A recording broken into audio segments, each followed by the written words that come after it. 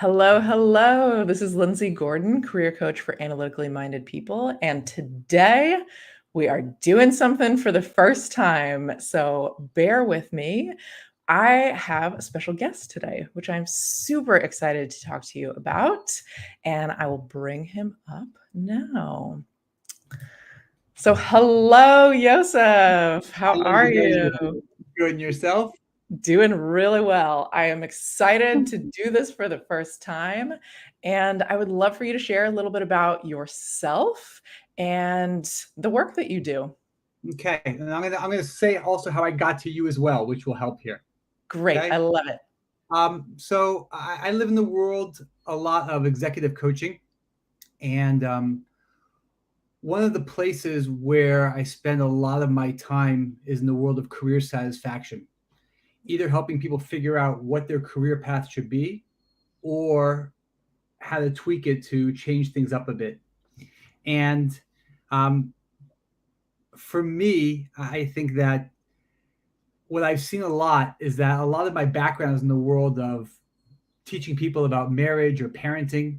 And what I found over the years is that the world of career satisfaction has such a huge impact on all the important areas in our life.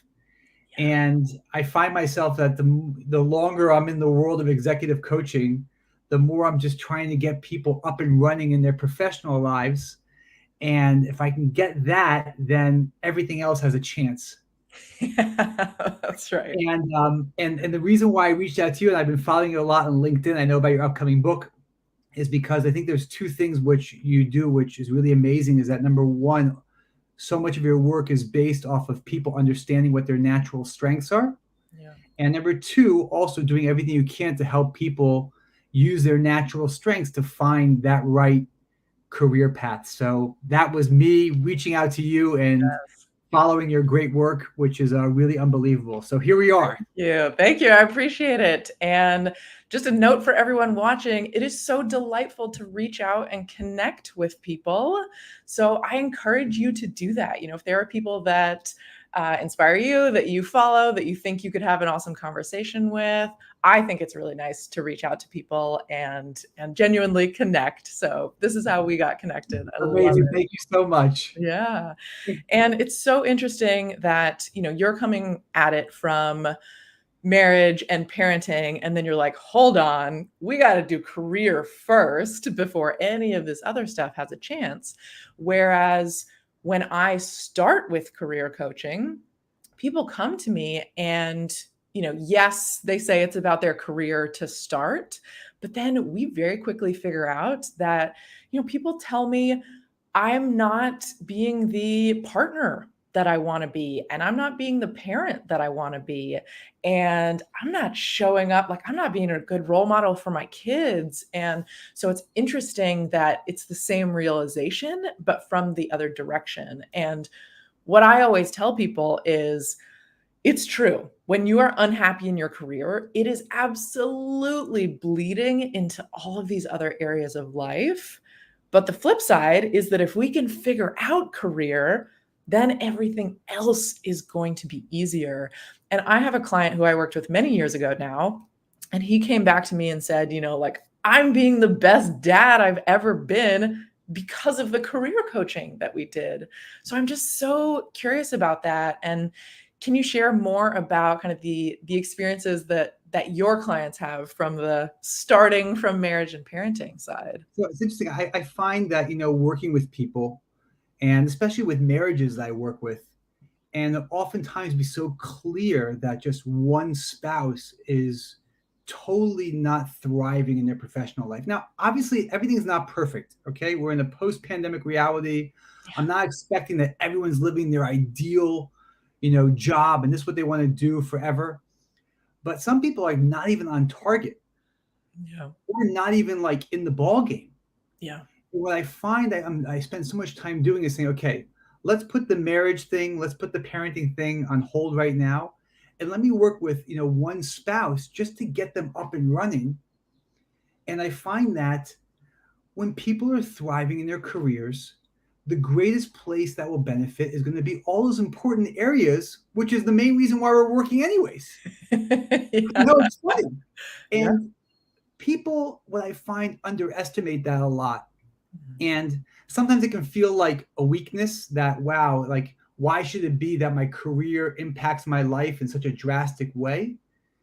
And I find that the people who embrace this idea of the impact of career satisfaction and they kind of go with it, the positive benefits are really remarkable. Yeah. I mean, it is something that we are doing for many, many, many hours of our life. So I don't think that we can escape the even just like the time impact that it has on us. So that makes a lot of sense.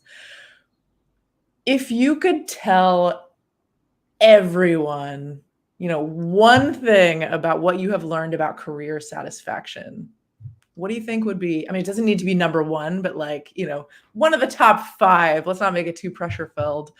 What do you think what is the message that you would give to people? Um, I think people need to be creative when it comes to their careers. What I find is that people are like very in the box a lot of times, which is, well, I love medicine, but I can't go back to medical school. And like, whoa, wait a second. There's 9 trillion other careers in the world of medicine that we can talk about.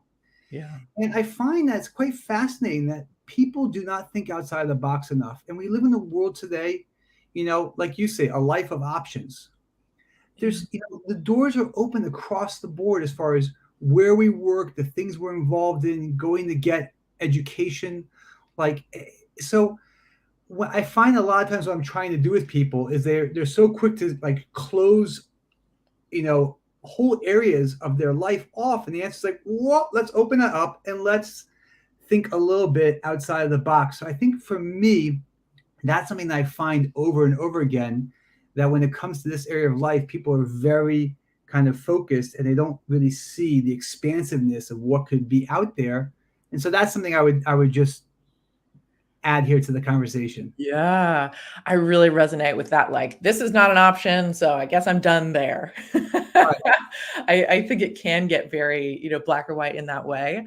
That reminds me of this great talk that I went to by the two folks who wrote Designing Your Life. Have you read that book? I haven't. So it's a great book. It's basically the designer approach to creating your life. And they used to play a game when they would go do talks and say, okay, we are going to play the game of like, any job actually exists in this world. And so two people shout out different things, and one's like turtle and one's like walker. And he's like, great. Okay, we're going to see if there are turtle walkers in this world. And then, do a Google search and it's like, oh yeah, there's this guy running this business who does this, that, and the other. So I just remember that as being like, oh my gosh, there really is every job that exists here. Like we should think so creatively about what we can do and what we can create. So I love that. Amazing. Amazing. Okay, Yeah. how does your new book relate to the world of career satisfaction? Yeah, it's all about how do you actually do what's right for you? Mm-hmm. And how do you notice all of the pressures and noise and things you think you should be doing? And how do you actually figure out this is what works for me? And again, it's also about being decided. So I'm curious if you have this experience with your clients. But I find that when people are undecided for months and years, it is crushing. Their whole life is on hold. If they can't choose, do I want to quit? Do I not want to quit? If they can't make a decision on, should I go back to grad school? I've been thinking about it for a decade. And so, one of my biggest things in the book is let's get you decided, because there is so much freedom when you are not doing that constant waffling.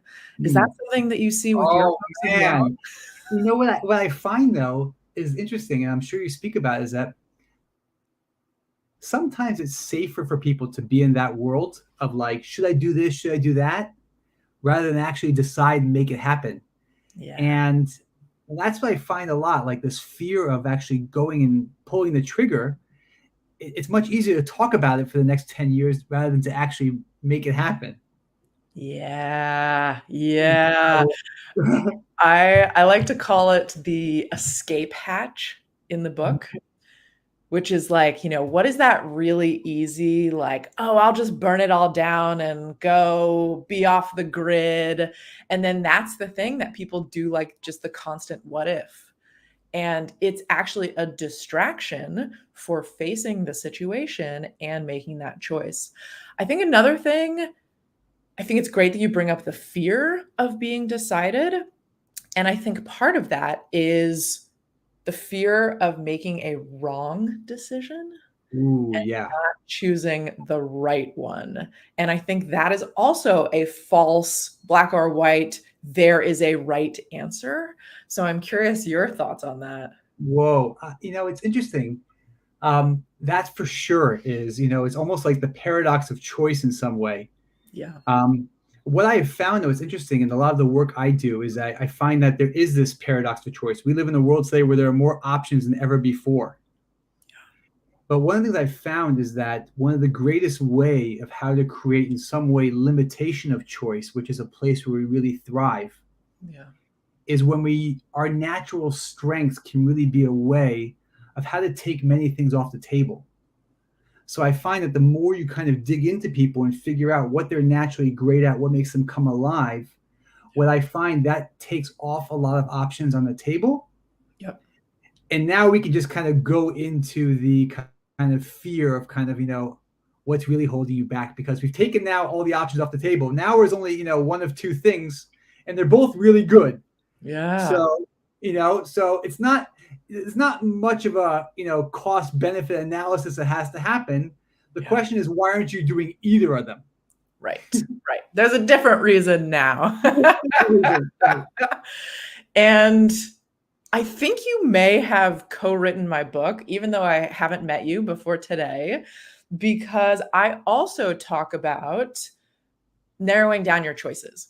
And people will Ooh. come to me and say, "Oh, well, I can do anything. So many things look interesting to me. I could do this and that, and I'm scrolling LinkedIn and all these things look good." In reality, not all those things are going to be a fit. And if we can identify, as you say, your strengths, your values, we're actually going to take so many of those things off the table because they're not a fit for what's right for you. So thank you for clearly Have you writing read a chapter of my Have book. you read the book Paradox of Choice by Barry Schwartz? I haven't read it. I think I watched a video about Yeah, it. his TED Yeah. Talk. So Yeah. Yeah. Yeah. he was a teacher of mine in graduate school, and I've stayed in touch with him since. But his work really on this topic is just so awesome, and I just see how it causes such paralysis, especially in the world of careers. So I Yeah. would I would tell you for sure, check it out. Just one point I would love to hear your ideas on is that, and we spoke about this a little bit beforehand, but we live in a world today of a hybrid reality of people are now, we're in this post-pandemic era. People are now working from home, not just as what's going to be, but this is it. This is what it's going to be. Yeah. And how do you think that changes the importance of people thinking about career satisfaction? Yeah. I really think there is less of a separation because chances are the rest of life is just outside your door or, Mhm. just behind the kitchen counter or wherever you're working. And the stressors at work are happening inside your house. So pretty close to your partner, pretty close to your kids. And I think that makes it more difficult. I know lots of people who used to use the commute as wind down Mhm. and listening to podcast or just letting your brain relax. And I think it's less easy to do that now. So you might have to create more of a boundary, whether that's just walking around the block or going outside and sitting in your car for a couple minutes so that you can be present and have that transition between, like, okay, work is now done, which I guess is another hard question, like when is work really done? But yeah, I think it makes it tough for people. Mhm. But do you think, I mean, I would think though that it also makes the obligation for us to really look at our careers as far as how it impacts our well-being. It makes the obligation that much stronger because it's going to play out way more in your personal life. Yeah, it does. I think it bleeds into so many aspects, and my clients say it's hard for me to have any energy for anyone else at the end of the day, let Mm, alone myself. I right. have clients who say, hobbies, what are that? What are those? Like I just don't have the energy. I think so much of it is the energy drain that Mhm. comes from being unhappy that that affects everything else. Yeah. So I think we do have a responsibility. And, I want that for the person too. I want somebody to feel good in their career. I've known intimately what it feels like to be unhappy at work for an extended period of time, and it's not something I would wish on anyone. So, Right. yeah. Right. And but just like what you're saying, I think just to maybe end here on a positive note, I think that when people are in the right career and they're doing what they should be doing, it's just awesome to see the spillover effect to all areas of their life. And even, besides for like the boost of positive emotions and all these things, I think that it just creates a whole world of resilience as well to deal with maybe some of the personal things that you have going on. Yeah. And I think that just it's underestimated too much. But I have seen clients when they're alive at work and they're using their strengths and they're in stage, they're in kind of a state of flow, not in some sort of like random, like once every 5 years, but on a consistent basis. Yeah. It's just awesome to see how it impacts all areas of their life, especially their self-esteem. Yeah. So, And then I will take it one step further, because when people are alive in their lives, like it's awesome to see that, but I also think of the ripple effect of who does your spouse get to be when you are alive in your life? ooh, Who do your kids nice. get to be? Who does your community get to be when they see you being alive and engaged in your work and in your life? So I think there's a huge ripple effect too in communities, and that's so much of why I do this work of like Well, let's have an effect on everyone. Yeah. Well, wait a second. You're touching on the book that I'm writing right now, so we'll end this conversation. Okay? Before you say anything else and ruin everything I'm doing, we'll just stop right now, okay? Check out Yosef's next book to learn more. Oh my gosh. Amazing. Well, thank you so much It's been for great, reaching Andy. Thank you out. so much. Oh my And gosh, just what keep up a all of your awesome work. It's just thank you. you're a real resource to people, and people should take advantage of that. And just it's been great meeting you, and I looking forward appreciate that. to future opportunities of collaboration. Yes, absolutely. And where can people find you as well to check out your great books and executive Best thing on coaching? my website, yoseflynn.com. Everything is there. Wonderful. All right. Thanks Okay. again. Thank you so much.